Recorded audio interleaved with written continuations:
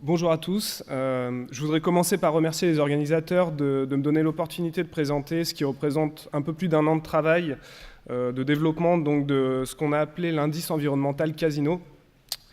Donc cet indice environnemental s'inscrit dans la démarche lancée par Casino depuis l'année 2006 qui est de promouvoir la diffusion d'informations à caractère environnemental auprès de ses clients, donc directement en magasin, sur les produits. Donc l'histoire a commencé entre Biointelligence Services et Casino en 2006 avec le développement de la méthodologie de calcul de l'indice carbone. Donc l'indice carbone, c'est cette petite feuille verte que vous pouvez voir en bas qui donne pour 100 grammes de produit la quantité de gaz à effet de serre émis pour la fabrication de ce produit, donc sur l'ensemble de son cycle de vie, de la production jusqu'à son utilisation. Donc ce premier indice carbone était donc monocritère et ne concernait uniquement que les émissions de GES. À partir de septembre 2011, on était à peu près à 600 produits étiquetés disponibles en magasin, alors uniquement sur des produits de marques distributeurs. La suite du projet, donc le développement de l'indice environnemental Casino, donc une nouvelle méthode, a commencé dans le contexte très particulier français de développement de toutes les discussions autour de l'affichage environnemental, de la mise en place de l'affichage.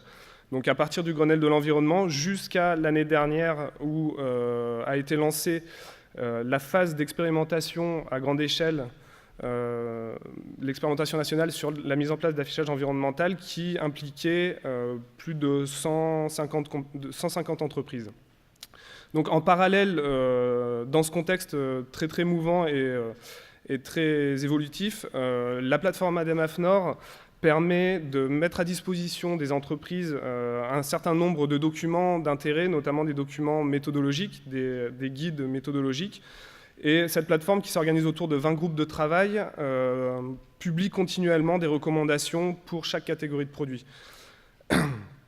Donc c'est dans ce contexte en fait que s'est lancé Casino. Donc Casino a reconduit son mandat avec nous pour développer une méthodologie innovante d'affichage environnemental, en partant du principe qu'on devait intégrer de toute façon ce qui se faisait, ce qui se développait au niveau de la plateforme ADEME-AFNOR, et notamment l'aspect multicritère, ce qui n'était pas le cas jusqu'à présent dans la méthodologie indice carbone.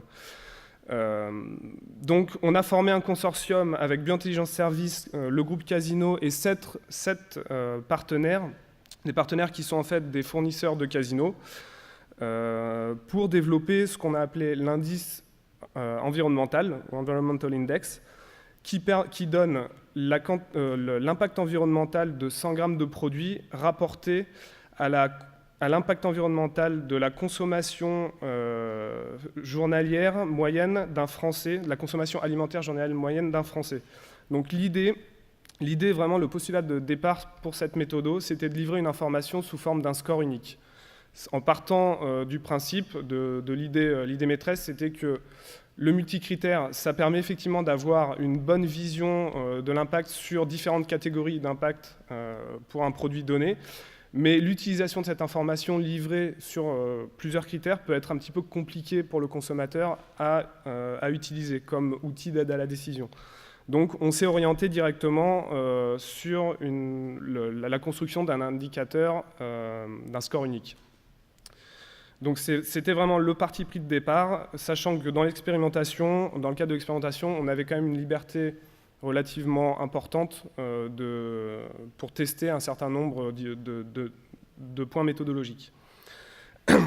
Donc on peut voir un exemple sur packaging de l'indice environnemental. Donc on a l'indice, le 2,6% pour 100 grammes, signifie que la consommation donc, de cette brique de 100 grammes de jus de raisin équivaut à environ 2,6%, donc environ 3%, de la consommation journalière moyenne alimentaire d'un Français.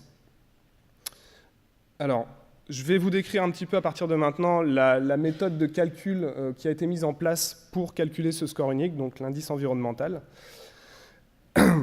Donc, le cadre méthodologique général s'appuie sur la méthode de cycle de vie, donc la pensée cycle de vie. Il suit les recommandations, ou la plupart des recommandations du BPX 30323, et ainsi que les recommandations du groupe de travail numéro 1 de la plateforme ADEME-AFNOR qui concerne les produits agroalimentaires, sachant que l'indice environnemental, et c'était le cas également pour l'indice carbone, ne sont développés que sur les produits agroalimentaires. Et donc, elle concerne l'ensemble des étapes du cycle de vie du produit, donc de la production des matières premières jusqu'à l'utilisation du produit. L'unité fonctionnelle développée, c'est soit les 100 grammes de produit ou le 100 ml de produit. Et les catégories d'impact couvertes sont la pollution de l'eau avec l'eutrophisation, le changement climatique avec les émissions de gaz à effet de serre, la consommation d'eau, et malheureusement les impacts sur la biodiversité, bien qu'étant reconnus par le GT1 comme une catégorie d'impact prioritaire pour les produits alimentaires, n'a pas pu être intégré dans notre méthodologie, faute de données et de fonds méthodologiques suffisants pour implémenter ce type d'indicateur. Donc, au niveau des sources de données que nous avons utilisées, elles sont de deux ordres. Les données primaires proviennent directement des fournisseurs de casinos. Donc, dans la phase d'expérimentation, on avait 7 fournisseurs qui nous suivaient, donc on est allé collecter des données auprès de ces fournisseurs, ce qui permettait également de tester la faisabilité de collecte d'un ensemble de données, d'un jeu de données auprès des fournisseurs. Pour ce qui concerne les données secondaires, on s'est fortement appuyé sur la base EcoInvent. Alors là, on a eu un petit peu plus de difficultés, c'est pour trouver des données sur la phase de production des matières premières agricoles. Donc, dans ce cadre-là, Bio a réalisé un certain nombre d'ACV simplifiés de matières premières agricoles où c'est appuyé sur des publications scientifiques disponibles dans la bibliographie. Les outils de calcul que nous avions développés sont des outils ad hoc, donc sous la forme de fichiers Excel dans un premier temps. Et on a donc implémenté la méthodologie de calcul de l'indice environnemental pour chaque produit. Et environ, alors je vous disais tout à l'heure qu'on a dû réaliser un certain nombre d'ACV simplifiés. Environ une trentaine d'ACV simplifiés de produits agricoles ont dû être réalisés par Bio pour alimenter la base de données sur la partie production alimentaire, production agricole. Pour en revenir à l'indice environnemental, il est basé sur deux grands pans méthodologiques. Le premier, c'est tout ce qui va concerner la quantification d'indicateurs cycle de vie, enfin analyse de cycle de vie, tels qu'on les connaît. Donc, je vous ai cité tout à l'heure les GES, les émissions de GES, l'eutrophisation ainsi que la consommation d'eau. Donc, on a une première étape où on quantifie ces trois indicateurs.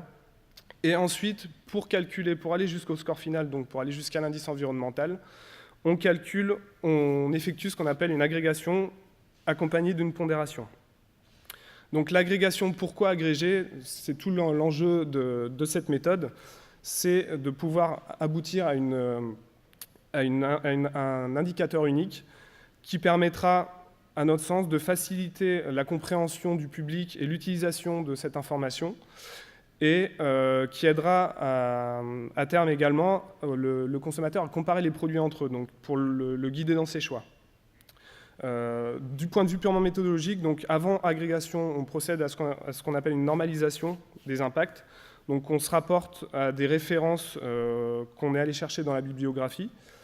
Et ensuite, on procède à une étape de pondération via la méthode Prior qui avait été développée dans le cadre d'un projet de recherche avec Bio et l'ADEME.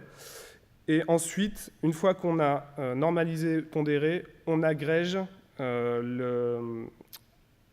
les trois indicateurs et on le rapporte à ce pourcentage, à cet indice environnemental. Alors, je crois que je suis un petit peu en retard, donc je vais passer un petit peu vite. Je voulais juste vous apporter quelques observations. Casino a fait réaliser un sondage par l'IFOP auprès de ses consommateurs. Les principales conclusions qui ressortent de ce sondage sont que 86% des consommateurs préfèrent un affichage, un étiquetage on-pack, et que les consommateurs, spécialement ceux qui n'étaient pas au fait ou très peu avertis des problématiques environnementales, demande de la simplicité. Donc, on s'est trouvé donc, via ce sondage qui concernait à peu près 1000 répondants, on s'est trouvé conforté dans le fait que cet indice environnemental, donc ce score unique, permettait une bonne compréhension et était plutôt bien accueilli par les consommateurs de casinos aujourd'hui.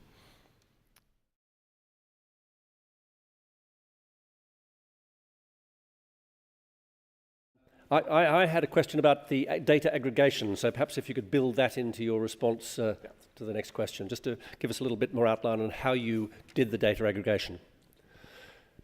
Could introduce yourself, please, sir, and your question. Okay. Hi, my name is Ivan Claude from Switzerland. I have one question, actually. Your study, is it available online? Can we get it? So what you can find online is a resume, a synthesis of the methodology, and you can find also detailed methodological information on the Indice Environnemental website. So for the moment, we are only working with casino and casino suppliers, but the idea, we are developing a web tool in order to spread the methodology and to make more and more people, more and more enterprise going for this environmental index. It's not, for the moment, the web tool is still on production, but it will soon be available, and there will be license for this tool. What do you call soon? Sorry? Soon, like 1 year, 6 months? Actually, it will be at the end of 2012. Okay, fine. So we can get it online then. Yeah, sure. Transport. Moi, j'ai une question. Pourquoi le choix de ces indicateurs? C'est la plateforme qui vous les a imposés ou c'est le choix de Casino? Alors, dans le cadre de la plateforme, le GT1 impose un certain nombre d'indicateurs. Donc, au moment où on a lancé le projet de construction de l'indice environnemental, il y avait un certain nombre d'indicateurs, notamment l'eutrophisation, la consommation d'eau et les émissions de gaz à effet de serre, sachant que les émissions de gaz à effet de serre sont obligatoires. On a obligation de quantifier 3 indicateurs et on peut également en quantifier d'autres. Alors pour le secteur alimentaire, donc les 3 que je vous ai cités sont recommandés par le GT1 et vous avez également d'autres indicateurs, notamment l'écotoxicité, il me semble, et toujours cette catégorie biodiversité qui pose problème aujourd'hui en matière de quantification, mais qui est aussi reconnue comme enjeu prioritaire du point de vue environnemental pour la catégorie des produits agroalimentaires. Vous n'avez rien sur la consommation d'énergie? Alors, la consommation d'énergie, non. Il n'y a pas de spécification de la part du groupe de travail numéro 1. Merci. Great. Did you want to just add anything on aggregation very briefly? Yes. Sur l'aspect agrégation, en fait, on nous a souvent rétorqué que l'agrégation aujourd'hui, dans les standards de l'ISO, c'est une étape qui est optionnelle, qui est rendue possible, mais sur lesquelles on doit faire attention sur la façon de communiquer, notamment l'impossibilité de communiquer uniquement sur des scores, sur des résultats déjà agrégés. Donc le choix qui a été fait dans le cadre de cette méthodologie, c'est de mettre en ligne les résultats sur les 3 indicateurs ACV et sur le produit de ne mettre uniquement que l'information indice environnemental, donc le score unique. Donc par le biais de 2 supports différents, on a essayé de tenir compte quand même de cet aspect, enfin de cet aspect agrégation, pondération, qui fait aujourd'hui débat dans le monde de l'ACV, sachant qu'elle fait appel à des méthodologies très différentes et qui peuvent amener à des résultats très différents. Great. Well, thank you very much. Please join me in thanking Frédéric.